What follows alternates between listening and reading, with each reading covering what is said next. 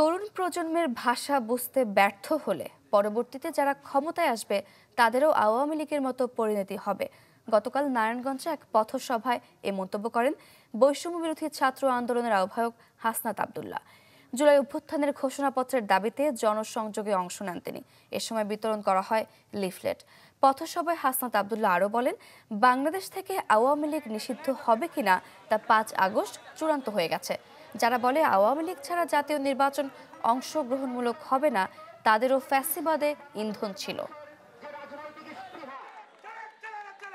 আপনারা যদি এই তরুণ প্রজন্মর কথা আপনারা বুঝতে ব্যর্থ হন, আওয়ামী লীগের জয় পরিণত হয়েছে, পরবর্তীতে যারাই নীতি নির্ধারণের পর্যায়ে আসবে এই তরুণ প্রজন্মের ভাষা যদি আপনারা বুঝতে ব্যর্থ হন, তাহলে আওয়ামী লীগের পরিণতির মতোই আপনাদের পরিণতি হবে।